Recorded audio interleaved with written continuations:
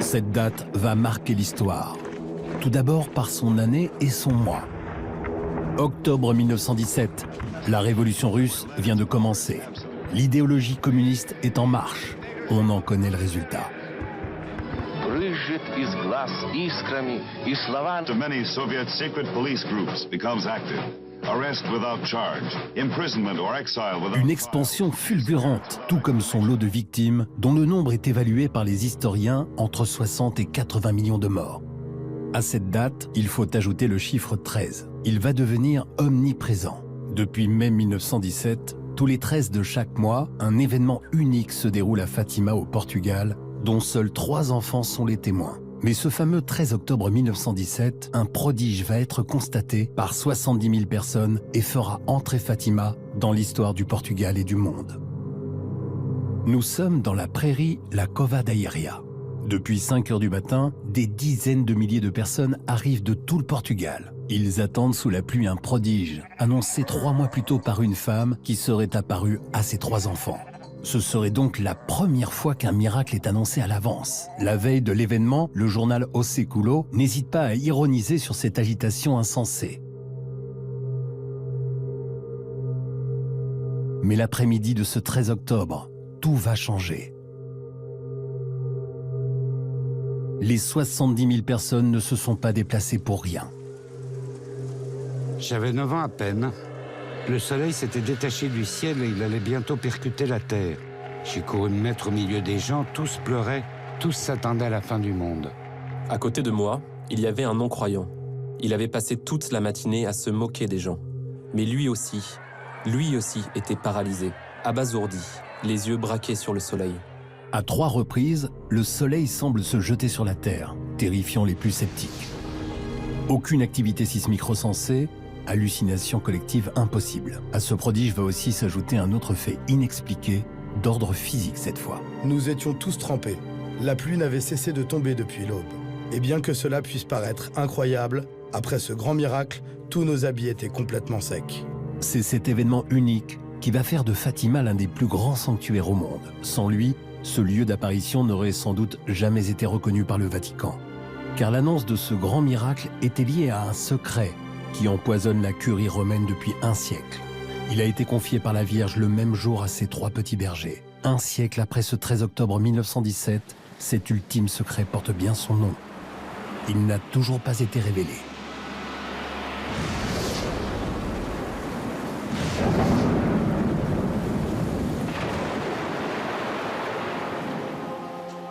Depuis 2000 ans, elle interpelle par sa présence.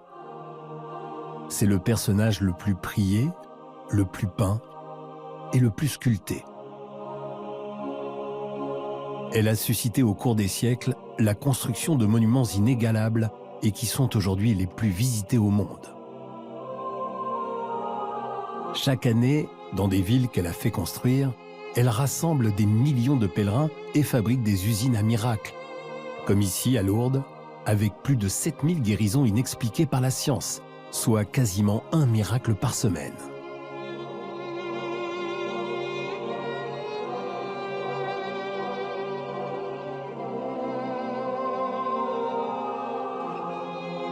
Que ce soit à Lourdes ou à Mexico, elle semble défier le prix Nobel de médecine ou de chimie par des événements encore visibles aujourd'hui. Ça n'est d'origine ni minérale, ni végétale, ni animale. Alors si on retire tout ça de notre chère planète, il ne reste plus grand-chose, il n'y a plus rien. Une femme juive priée par des musulmans, mais aussi par des bouddhistes, des hindous et des non-croyants et dont la médaille est portée par plus d'1 milliard de personnes. Depuis 5 siècles, elle s'est mise à délivrer des secrets à des enfants, à charge pour eux de les transmettre à la hiérarchie de l'Église. Pourquoi un tel mode opératoire? Nul ne le sait. Mais le résultat est là. Que ce soit à la Salette, Lourdes ou à Fatima, la vie des messagers de la Vierge n'a pas été un long fleuve tranquille. Les autorités religieuses prenant l'habitude de transformer ces enfants en prophètes, comme pour mieux atténuer, voire discréditer les propos de la Vierge. 71 ans après les événements de la Salette, devenue depuis un sanctuaire mondialement reconnu, cette jeune femme, qui embarrasse les théologiens par sa popularité, refait parler d'elle au Portugal. Le 13 juillet 1917, elle apparaît pour la 3e fois à Fatima. Les enfants subissent les réprimandes de leurs parents et demandent à cette femme de faire un miracle afin que tout le monde les croie. La jeune femme va les rassurer en leur annonçant la date du 13 octobre 1917. Mais elle va aussi plus loin en leur confiant un secret qui, aussitôt, va enflammer les esprits.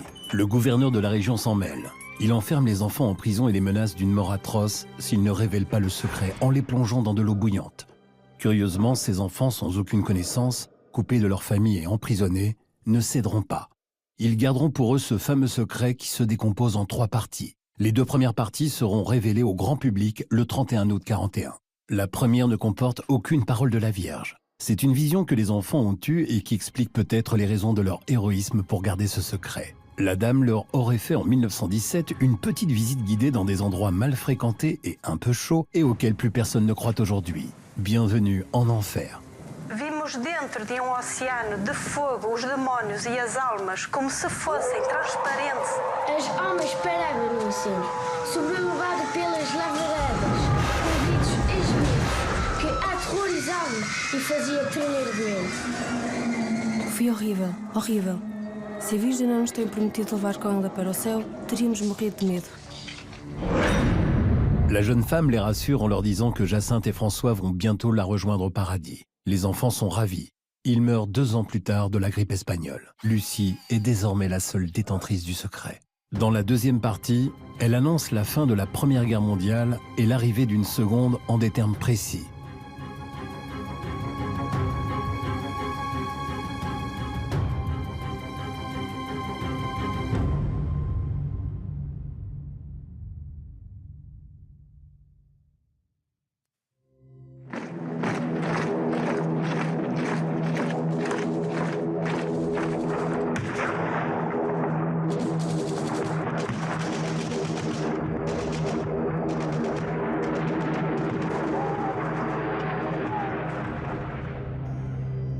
Mais ce n'est pas fini. Ce même 13 juillet, Notre-Dame de Fatima demande au pape, par l'intermédiaire de ses enfants incultes, confier la Russie à son cœur immaculé. Les enfants ignorent le sens du mot Russie. Ils sont persuadés que c'est le nom d'une femme. La dame semble prévenir du danger du communisme. La révolution d'octobre n'a pas commencé.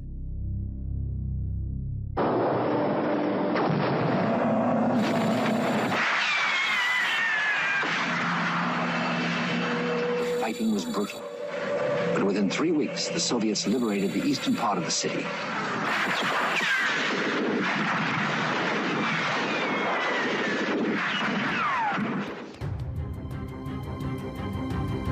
Comme à la Salette, un autre mur va alors se dresser entre la Petite Bergère et le Vatican. 2 ans après ce 13 octobre, Lucie est envoyée à Porto comme pensionnaire des Sœurs de Sainte-Dorothée. En 1946, elle s'enferme au couvent de Coimbra avec interdiction de communiquer avec l'extérieur, sauf aux membres de sa famille. En 1943, elle va proposer à l'évêque de Leiria de prendre connaissance de la 3e partie du secret. Curieusement, celui-ci refuse et préfère attendre 1960, date limite fixée par la Vierge, pour faire connaître son message. Même refus du Vatican, Pie XII préfère lui aussi attendre. Sœur Lucie se libère du précieux texte en le mettant dans une enveloppe sous-scellée et le remet à son évêque, à charge pour lui de le révéler au plus tard en 1960. Mais en 1957, nouveau coup de théâtre. Le Vatican se réveille et réclame tous les écrits de Sœur Lucie, y compris le secret. L'évêque de Leiria se voit donc contraint de laisser filer à Rome le précieux texte.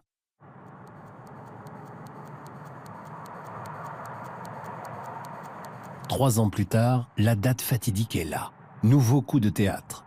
C'est par un simple communiqué de presse anonyme que l'information tombe et prend en otage 1 milliard de fidèles, déjà usés par plus de 40 ans d'attente.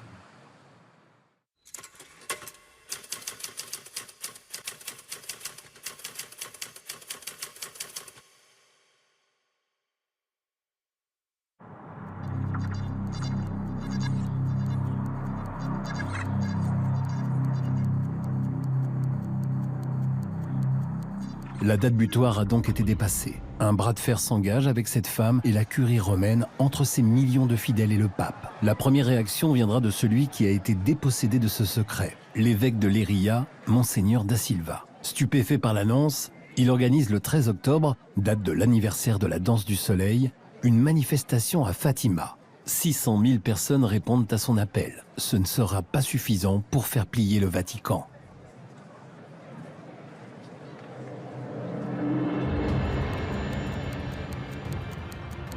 Un an plus tard, c'est au tour de Notre-Dame de refaire parler d'elle, pas loin de Fatima en Espagne, à Garabandal. Si à Fatima il n'y avait pas de caméra pour immortaliser la danse du soleil, les objectifs cette fois tournent à plein régime. C'est du surnaturel filmé en direct. 6 enfants sont concernés. Ils vont vivre des extases de jour comme de nuit. 3 prophéties seront données, un avertissement, un grand miracle et un châtiment. D'après les enfants, la Vierge est accompagnée par un ange et non des moindres, celui de l'archange Saint-Michel. Selon le livre de l'Apocalypse, il est le bras armé de la Vierge, celui qui bataillera à la fin des temps. Là aussi, des événements sont annoncés à l'avance.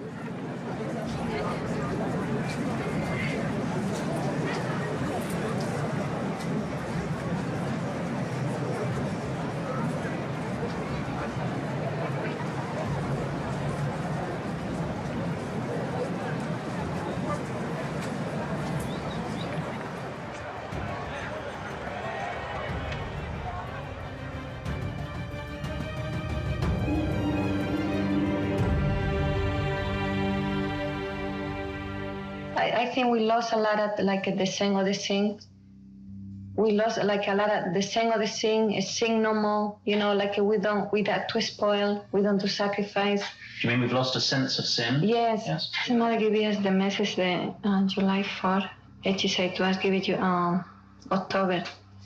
The first message is, I don't say in Spanish, but I can say in English. Hay que hacer muchos sacrificios, mucha penitencia, visitar al Santísimo con frecuencia, pero antes tenemos que ser muy buenos.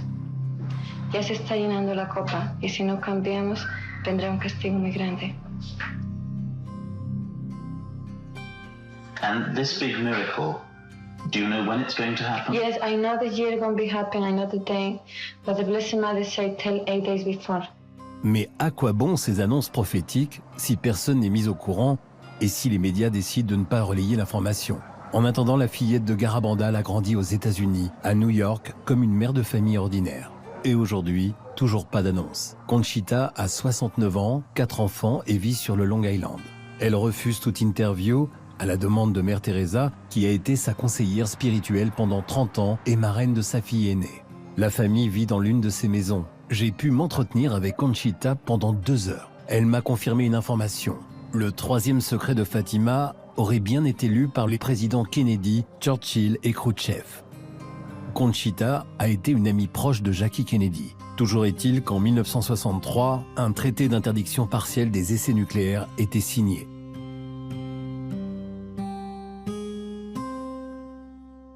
Les apparitions de Garabandal ne seront pas reconnues par le Vatican, malgré le soutien d'un grand mystique du monde catholique, le père Pardépio. À Rome, toujours aucune nouvelle du 3e secret, ce qui n'empêche pas le pape Paul VI de venir à Fatima pour célébrer le 50e anniversaire des apparitions. La foule espère sans doute qu'à cette occasion, le pape lèvera le voile sur le 3e secret de Fatima. Il n'en sera rien. Mieux, Sœur Lucie, la dernière des voyantes, ne réussira pas à obtenir une audience pendant toute la durée de ce séjour par le souverain pontife, alors qu'elle le supplie à genoux. Un secret trop lourd sépare sans doute ces 2 personnes. Sincèrement, ils ne savent pas quoi faire. Parce qu'ils se rendent bien compte que l'Église est en pleine déliquescence, qu'elle entre peu à peu dans une crise extrêmement grave. Ils ont peur de l'aggraver en annonçant la catastrophe. Ils espèrent arriver à atténuer les dégâts, puisque toujours il y a cette possibilité laissée dans le message de la Vierge qu'on puisse non pas éviter le drame, mais qu'on puisse l'atténuer Et alors ils jouent là-dessus en se disant, si on arrive à atténuer un peu la catastrophe, ça vaut peut-être mieux que de la révéler dès maintenant. À Rome, Paul VI vient de mourir, emportant avec lui le 3e secret. Au Vatican, désormais, on a du mal à distinguer le blanc du noir. Cette fumée était ni blanche ni noire. Il y a eu une incertitude assez grande.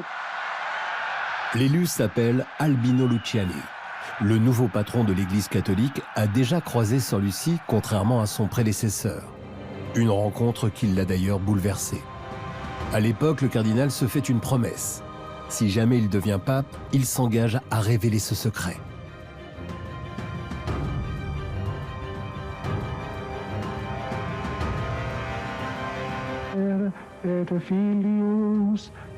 Jean-Paul Ier sera vite surnommé le pape sourire. Mais dans les coulisses, il y en a qui font grise mine. Le nouveau pape veut réformer la curie et mettre de l'ordre dans les finances du Vatican. Il n'en aura pas le temps. 33 jours de pontificat plus tard, il est réduit au silence. Une mort suspecte. Un journaliste connu pour ses investigations va mener l'enquête dans les couloirs du Vatican pendant 3 ans. Il s'appelle David Yallop.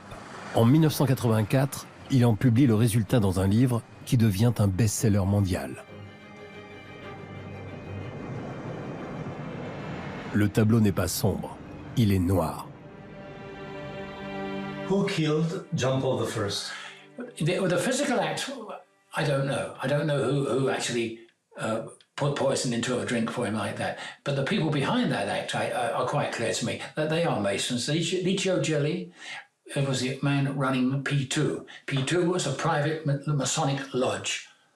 He was the one, in my view, and I've said it in black and white 34 years ago, and never a blink from Mr. Gelli. I said, you should be able to, if what you're saying is right and I'm wrong, it should be easy for you to demonstrate that.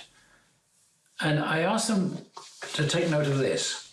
If the Vatican can prove me wrong on just 2 simple questions of fact, if they can prove that my account of who found the dead body of Albino Luciani is incorrect, and can prove that my account of the papers he was holding in his hand is incorrect, then I will donate every penny of my royalties from the sales of this book to cancer research. Now, this book has sold nearly 7 million copies, and I have yet to pay the Vatican a penny. Pour David Yallop, c'est une religieuse qui découvrit le corps du pape et non le cardinal Villot selon la version officielle, c'est-à-dire celle du même cardinal. Le document que le pape tenait dans les mains portait sur les mutations et sur les nouvelles nominations au sein de la curie. Le cardinal Villot allait être remercié. Il restera en poste, refusera toute autopsie et procédera sur le champ à l'embaumement du corps. Après la disparition suspecte de Jean-Paul Ier, autre surprise, l'élection à la tête de l'Église catholique d'un pape venant d'un pays sous régime communiste. Si à Fatima la Vierge semblait mettre en garde contre les erreurs de la Russie, l'élection de Jean-Paul II rejoint ses préoccupations. Il confie son pontificat à la protection de la Vierge. Sur son blason, le M de Marie. Il décide de ne pas révéler le 3e secret. Cet événement va sauver sa vie et la changer. 13 mai 81, jour anniversaire des apparitions de Fatima, le pape polonais va être touché à bout portant par 2 balles. Son meurtrier, le tueur Ali Aqsa, ne comprend toujours pas comment il a pu rater sa cible. 1 an plus tard, le pape lui rend visite, lui accorde son pardon et lui dit simplement qu'il avait choisi la mauvaise date, le 13 mai, jour anniversaire de Notre-Dame de Fatima. Son secrétaire reconnaît aujourd'hui que tout avait été préparé pour qu'il ne survive pas à cet attentat. Ksiądz kardynał opowiedział w książce krwi, która była przygotowana i która nie była, jak się okazało, dobra w momencie przyjazdu do kliniki. I w Gemelli przygotowano miejsce na wypadek, tak, że po prostu było miejsce przygotowane. A krew zawsze była, grupa krwi gotowa nie w Watykanie, tylko w szpitalu Gesù Bambino. Myślało się, jak pomóc, co zrobić. No, wszyscyśmy to bardzo przeżywali. Le pape, sur son lit d'hôpital, demande à relire le secret de Fatima. Il va alors faire une découverte, du moins à en croire son secrétaire particulier. Ja myślę, studiował całe przesłanie fatimskie i zastanawiał się, dlaczego nie uczyniono tego, czego żądała Matka Boża. A Matka Boża w Fatimie żądała, aby Rosja była konsygnowana niepokalanemu sercu Maryi. Nie wiem, dlaczego tego nie dokonano. Dokonał tego Jan Paweł II. W jaki sposób? Żeby to zrobić, To trzeba było tego cierpienia z placu Świętego Piotra. Jan Paweł II powiedział, czyjaś ręka strzelała inna. Jean-Paul II s'y prendra à 2 reprises pour faire cette consécration demandée par la Vierge, en 1982 et en 1984, mais sans jamais prononcer le mot Russie, apparemment tabou. Il a été bluffé par la coïncidence des dates et même des heures, c'est-à-dire que le 13 mai, vers 17h, c'est la date exacte et l'heure exacte de l'apparition de Fatima.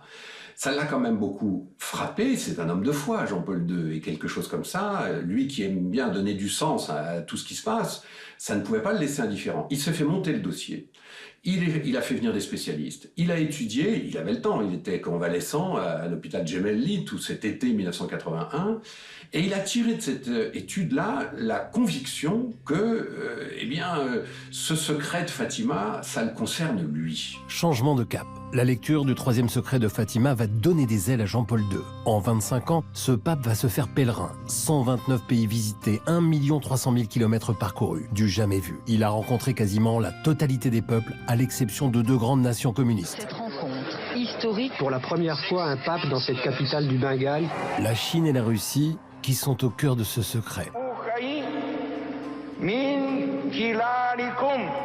Jean-Paul II est donc sur tous les fronts pour réveiller les consciences.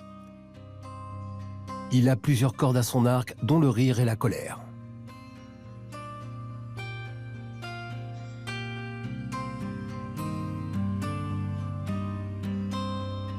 Questi che portano sulle loro coscienze tante vittime umane devono capire che non si permette uccidere innocenti. Dio ha detto una volta, non uccidere. Non può uomo, qualsiasi umana agglomerazione, mafia, non può cambiare e calpestare questo diritto santissimo di Dio. Lo dico ai responsabili, convertitevi. Una volta verrà il giudizio di Dio.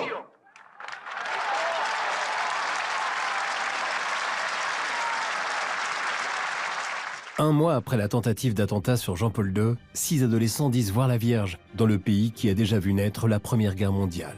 Nous sommes en Bosnie, à quelques kilomètres de Sarajevo. Le 24 juin, la Vierge apparaît à des enfants qui ont de 6 à 15 ans. Aujourd'hui, ils en ont 40. Ce seraient donc des apparitions non-stop et avec des messages d'amour à répétition. Les temps changent. 2 millions de pèlerins, pas de message catastrophique, mais un appel à la prière, au sacrifice et au jeûne. Cette femme dit voir la Vierge depuis 1981 et elle prie pour tous ceux qui ne connaissent pas encore l'amour de Dieu. Lors de la première apparition, les enfants rapportent que la dame demandait avec insistance à ce que l'on prie pour la paix dans cette région. 10 ans plus tard, la Yougoslavie est le théâtre de la barbarie.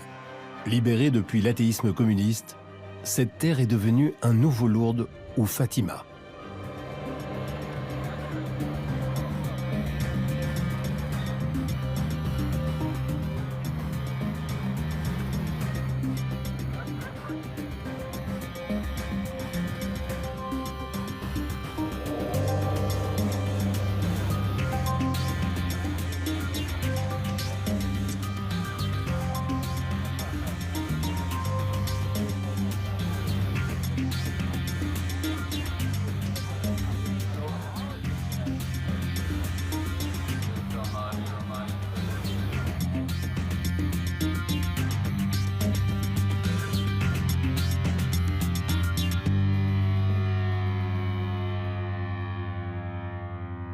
Mais ici aussi, il est question de secret.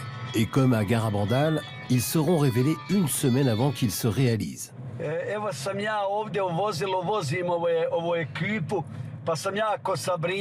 Une responsabilité qui incombe à cet homme dont le sourire et la joie apparente rassurent. Il a été choisi par les voyants pour révéler au monde les 10 derniers secrets de cette mère. Ce franciscain sera bientôt prophète à qui veut l'entendre. En attendant, il interpelle. Jučer kažu da se rodio 7 milijardi ti stanovnik. Ma koliki ovog trenutka misle na Boga? Koliki misle da im je Bog darovao besmrtnu dušu i da će vječno živjeti? Koliki to znaju? I Gospa kaže, nemojte puno pitati kad će, što će biti, nego vi učinite sve sa svoje strane da budete spremni. Depuis plus de 30 ans, ce sont des millions de pèlerins qui viennent ici se casser les pieds à gravir des sentiers impossibles dans toutes les tenues et quel que soit l'état de santé.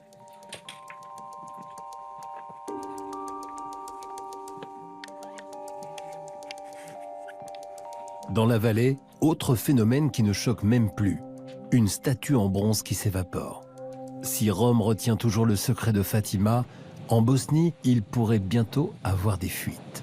Le Vatican étudie ce phénomène inédit d'apparition non-stop avec beaucoup de méfiance, ce qui n'empêche pas ce lieu d'être soutenu officiellement et officieusement par des prêtres et quelques évêques.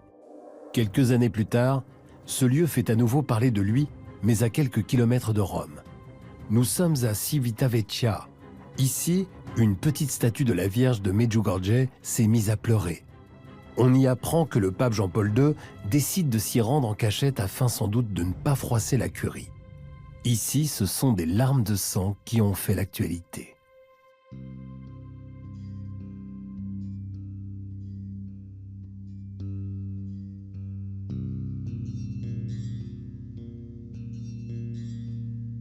Prima che lui portasse la statua in chiesa, il Papa ha voluto tenerla un giorno nella sua cappella privata in Vaticano. Un segno molto bello.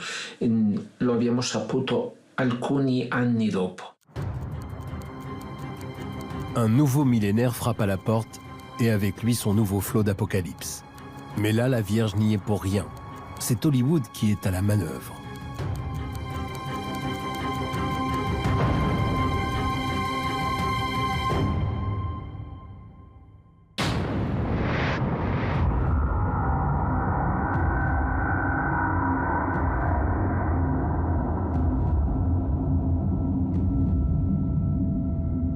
Ce 13 mai, jour anniversaire des apparitions de Fatima et de l'attentat contre le pape, le cardinal Sodano annonce à l'occasion de la béatification des deux petits bergers que le Vatican s'apprête à révéler le troisième secret. Quand? Aucune date n'est donnée. Dans son message, le cardinal révèle en partie ce secret en indiquant qu'il concernait en fait la tentative d'attentat de Jean-Paul II il y a 19 ans. Il s'agit d'une vision que la Vierge a donnée aux enfants et elle nécessite une explication de texte pour la comprendre. En clair, ce secret n'a rien de prophétique. Il concerne le passé et non l'avenir. Quelques minutes plus tard, le pape contredit dans son homélie les propos du cardinal. Il fait du Notre-Dame de Fatima la femme de l'Apocalypse, en indiquant que le pire est à venir. Por designio divino, veio de céu a esta terra, sinal, enorme regalo. A mensagem de Fátima é apelo onde foram vaticinados estes tempos de tribulação. Des tribulations qui annoncent guerre, famine et cataclysme.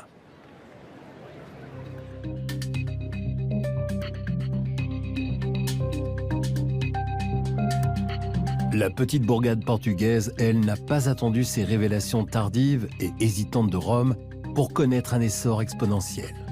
Fatima, en quelques années, est devenue un nouveau Rome.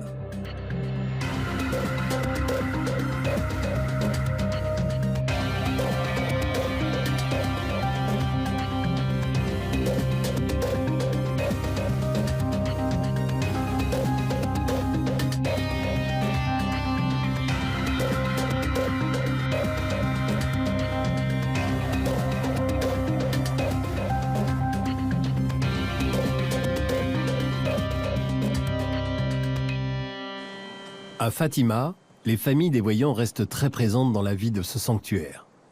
Cette femme qui prie n'est autre que l'une des nièces de Sœur Lucie. Nous lui demandons si elle connaît des choses qu'elle ne peut révéler. Soube de coisas que nunca disse? Sim, senhor. Cruciale, decisiva, 4 semaines plus tard, le grand jour est enfin arrivé. Le Vatican révèle la 3e partie du secret. Ce texte serait donc une vision que les enfants en ont et qui évoque un évêque en blanc tué par des flèches et des balles dans une ville dévastée et jonchée de cadavres. Cet homme en blanc serait donc le pape Jean-Paul II.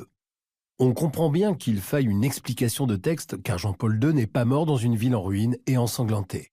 Pendant plus d'une demi-heure, le cardinal Ratzinger tentera de donner quelques clés de compréhension de cette vision pas facile à décrypter. Articolati, documentati, ma sotto forma di visioni brevi, incisive, fortemente suggestive, dal caratteristico linguaggio simbolico. À cette conférence de presse, il y avait toutefois quelques personnes à connaître un peu le dossier.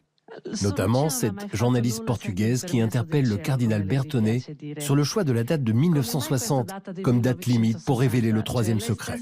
Cela fait 83 ans que Sœur Lucie attribue cette date à la Vierge. Invece è stata lei stessa che ha scritto la data 1900. Come dobbiamo considerarla? Grazie. En quelques mots, le cardinal va expliquer que cette fameuse date de 1960 aurait été finalement décidée par Lucie elle-même.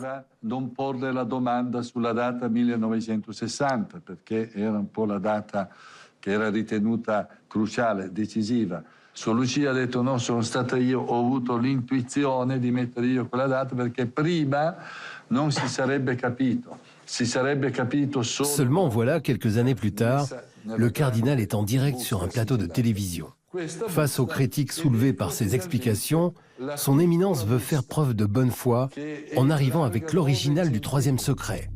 Mais sur le dos de l'enveloppe, il y a cette inscription écrite de la main de Sœur Lucie et qui indique très clairement que la date de 1960 avait été choisie par la Vierge elle-même et non pas par une fillette de 9 ans. La méthode n'est pas nouvelle. Elle a déjà été utilisée en 1846, notamment à la Salette, en faisant passer les simples messagers pour des prophètes. L'avantage de ce procédé est double. Il permet de minimiser les propos de la Vierge en discréditant les messagers.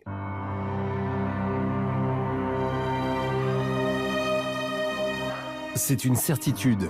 La 3e partie du secret n'a donc pas été révélée ou complètement révélée. Au mieux, il manque un second texte dans lequel il y aurait les paroles prononcées par la Vierge. Au pire, le texte présenté est un faux. In the 4th memoir of Sister Lucia, she wrote down what is clearly the beginning of the 3rd secret of Fatima.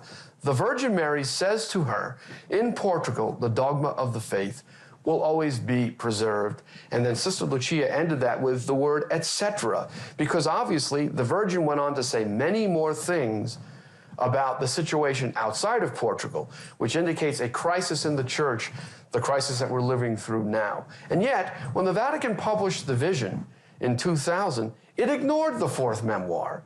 It pretended that Our Lady's reference to dogma in Portugal, and obviously a dogmatic crisis outside of Portugal, was just a notation by Sister Lucia. And the Vatican did not use the 4th memoir, it used the 3rd memoir instead. Why would the Vatican use the 3rd memoir when the 4th memoir was the more complete document?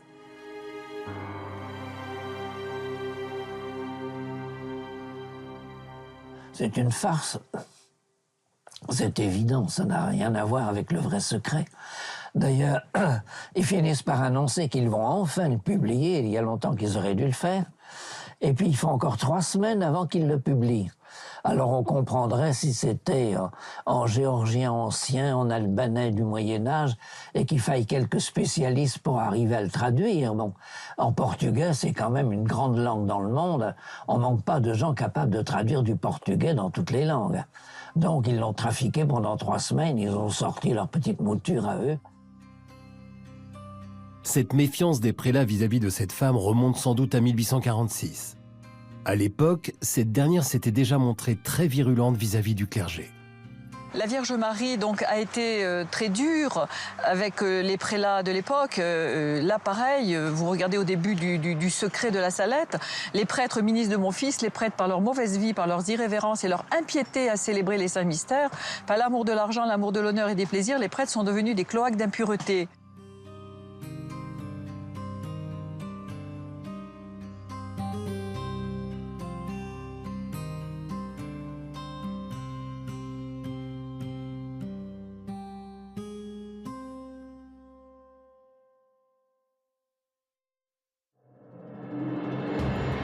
3 ans seulement après l'attentat de Jean-Paul II, on découvre que le cardinal Ratzinger et futur pape révèle par voie de presse que le secret de Fatima a déjà été révélé et qu'il est accessible à tous à condition de chercher un peu.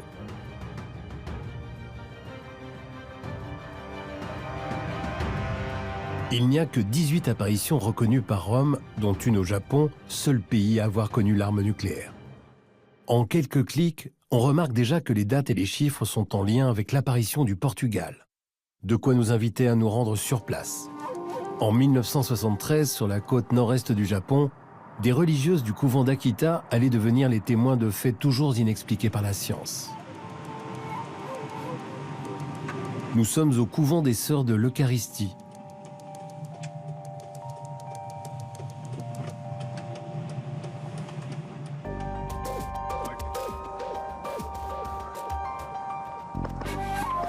À l'intérieur, une statue en bois sec va défrayer toutes les chroniques pendant 8 années. Cette statue vient d'Europe, des Pays-Bas. Elle porte le nom de Notre-Dame de tous les peuples. Elle serait apparue en 1945 à Amsterdam, soit 3 mois avant que les États-Unis ne larguent la première bombe nucléaire sur des populations civiles. Hiroshima et Nagasaki entraient dans l'histoire par la folie des hommes. 18 ans plus tard, cette même statue se retrouve au Japon, mais elle est en larmes. 101 lacrymations au total et sur une période de 8 années.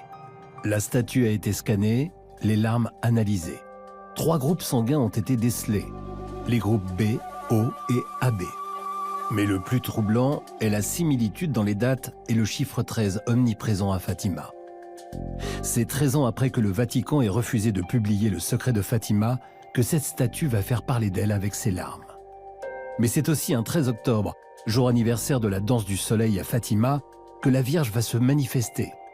Elle va délivrer à cette religieuse un message explosif. Clin d'œil adressé au Vatican, la religieuse est sourde. Et c'est donc une sourde que la Vierge a choisie pour faire passer un message qui n'est pas sans rappeler les désastres de la bombe nucléaire.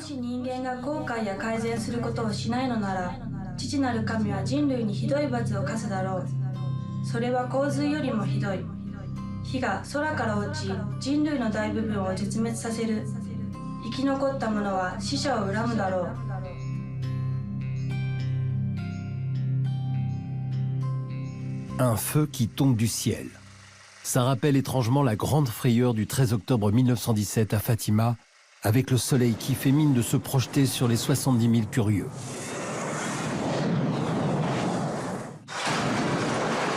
Si l'ensemble de l'humanité est concerné par cette prophétie, un autre message toujours reçu ce 13 octobre est plus ciblé et annonce des temps compliqués pour le Vatican.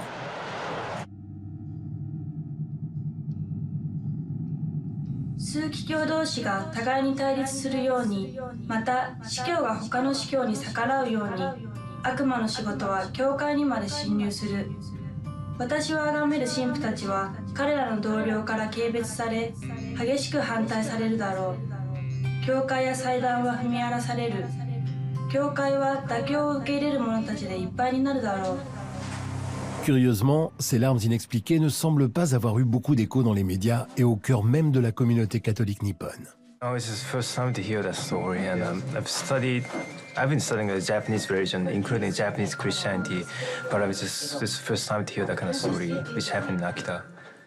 北のマリア様あんまり知らないからそういうメッセージがあったっていうのもほれあんまり知らないでしょ。 Impossible de rencontrer la sœur Agnès Sasagawa, pourtant encore vivante et miraculeusement guérie de sa surdité. Comme sœur Lucie, elle a été écartée de toute vie publique. Monseigneur Ito, l'évêque par qui la reconnaissance a pu avoir lieu, s'est lui montré plus loquace. C'est au bout d'une île grecque, loin du Japon, sur une terre qui a vu s'affronter musulmans et chrétiens, que nous allons avoir la confirmation que le secret de Fatima n'a rien à voir avec une vision difficilement déchiffrable.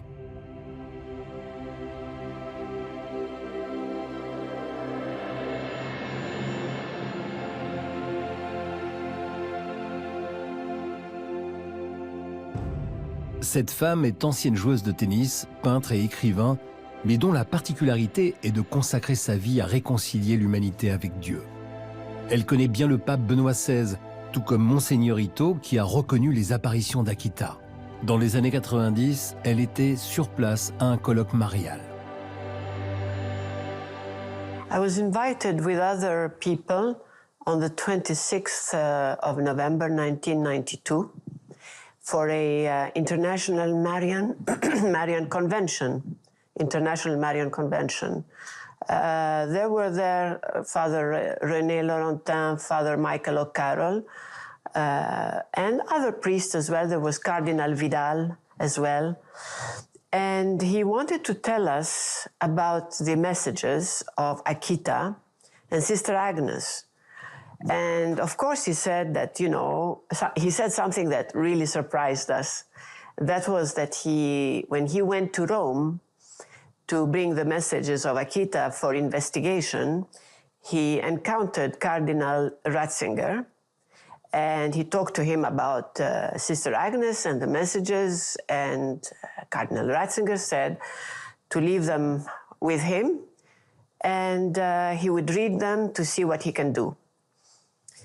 And Bishop Ito thought that he will send in investigation. Like normal, he always sends investigation to the site of the apparitions. The next day, when he goes there, he said that he surprised him because Cardinal Ratzinger said to him, "We shall not send an investigation there, no consultants." And he said, "Why?" And then he said, "Because the message of Akita is the third secret of Fatima, so I don't have to investigate." That's what he said. When we heard that, of course, we said, wow, hey, that is the secret of Fatima. And, I didn't hear it. We didn't hear it from another source, like, Bishop Ito said so and so, because I wouldn't have believed, But I heard it from the mouth of Bishop Ito, and so did the others, that there will be no investigation because it's not necessary. It is almost word for word the third secret of Fatima.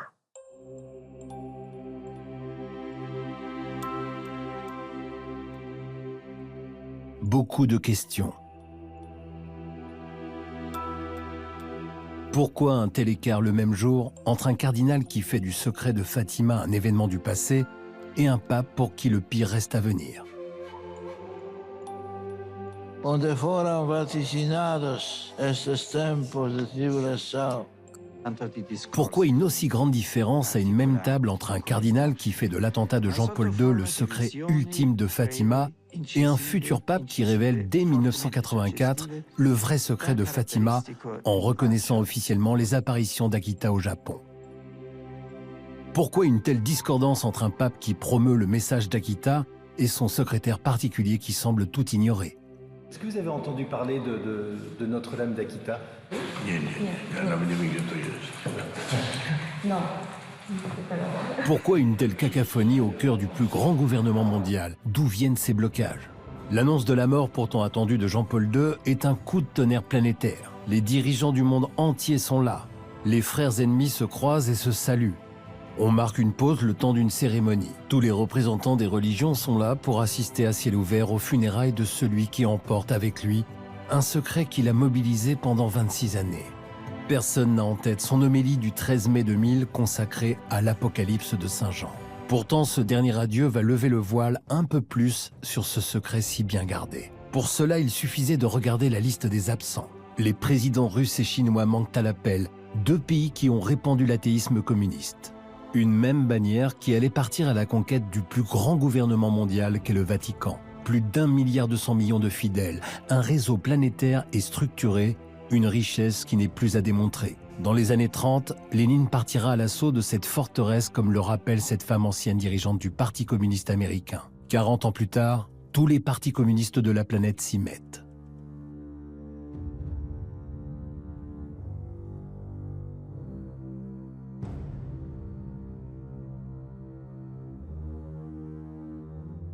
Un confrère de professeur au grand séminaire d'Issy-les-Moulineaux me racontait qu'un soir de Noël, après l'office particulièrement solennel et beau évidemment, alors que tous les séminaristes étaient repartis dans leurs cellules, il y en a un qui s'attardait et qui a voulu absolument rencontrer son fils, son père spirituel. Alors il a tambouriné à la porte, l'autre qui était déjà couché lui a ouvert, et là il s'est effondré en larmes en disant « Mais quand je suis venu au séminaire, je n'étais pas croyant, j'étais envoyé par le Parti communiste. Et voilà que maintenant, je suis bouleversé, je commence à croire, voilà, à vous rejoindre. » Et il avait ajouté, mais je ne suis pas le seul au grand séminaire dans cette situation-là, il y en a d'autres, mais il avait refusé de donner le nom de ses autres camarades communistes infiltrés au grand séminaire. Combien sont-ils? Nul ne le sait. Victime à sa gauche de l'infiltration de l'athéisme communiste, à sa droite, l'organisation millénaire va aussi subir la convoitise des sociétés secrètes qui le sont de moins en moins.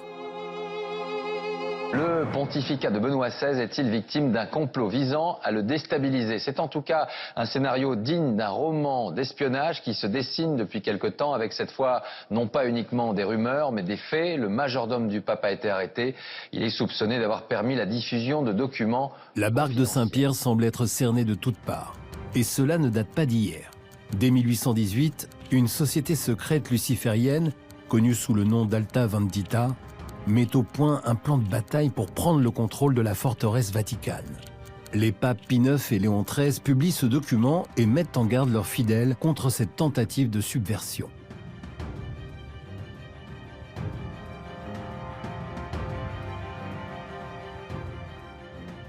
À cette époque, en 2005, Benoît XVI parle de souillure au sein de l'Église. Il parle des loups qui guettent. Il a des images qui sont absolument incroyables. Quand il parle de cette barque de Saint-Pierre qui est chahutée dans la tempête, on se dit, mais quel pessimisme!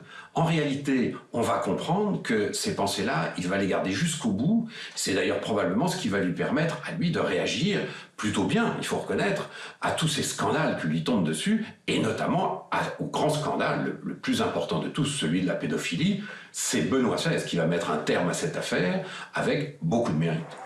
Il n'en sera pas récompensé.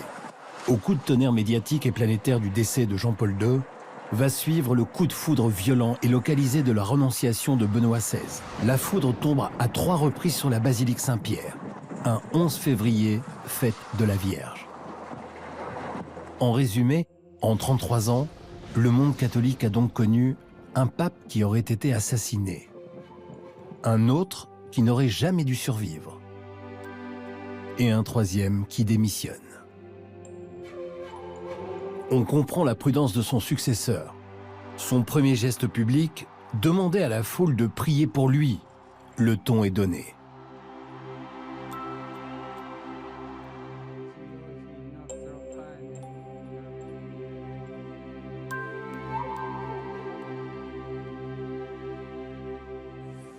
Tout s'accélère. 3 mois plus tard, autre image historique, inédite. 2 papes réunis côte à côte pour implorer la protection de l'archange Saint-Michel sur la cité Saint-Pierre. L'archange Saint-Michel, le gladiateur des derniers temps, celui qui, selon la Bible, participera au combat final entre les forces du bien et du mal.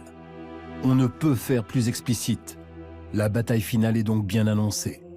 Si ce même archange fait toujours la joie de millions de touristes en France, il est peu probable qu'ils soient aussi nombreux à connaître sa véritable vocation. Mais revenons à Rome. La date choisie par les papes n'a rien d'anodine. Nous sommes le 6 juillet, jour anniversaire des apparitions d'Akita et donc du secret de Fatima qui annonce la destruction des 3/4 de la planète et de l'Église avec elle. Une course contre la montre semble être enclenchée avec cette dernière question.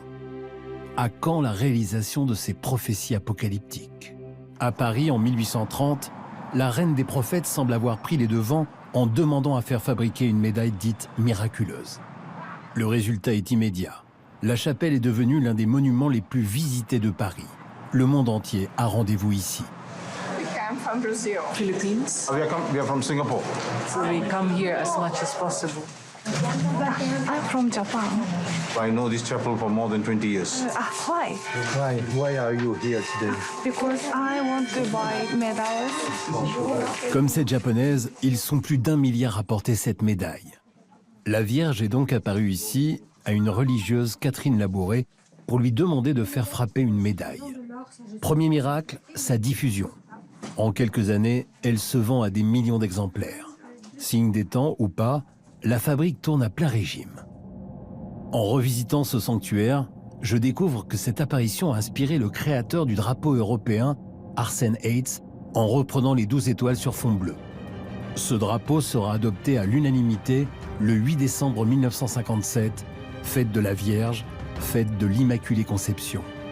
Le drapeau européen est né à la rue du Bac. Mais il y a plus intéressant encore. Pour la première fois dans l'histoire des apparitions mariales, la Vierge serait donc apparue en France avec une couronne de 12 étoiles, la lune sous ses pieds et qui écrase une tête de serpent. Cette femme représenterait ainsi la femme de toute la Bible. Celle de l'Ancien Testament où elle écrase une tête de serpent, mais c'est aussi la femme de l'Apocalypse, avec sa couronne de 12 étoiles.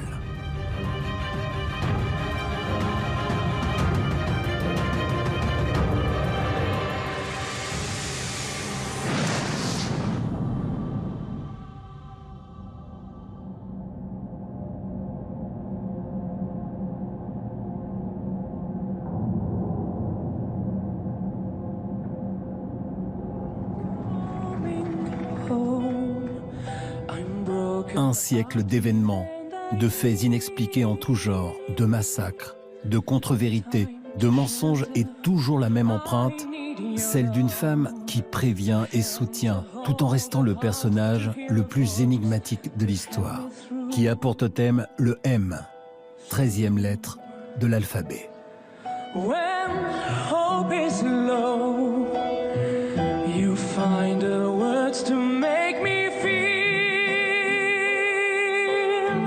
so much better. When I've had enough of all the tears and all the hurt. I can count on you, only you, and once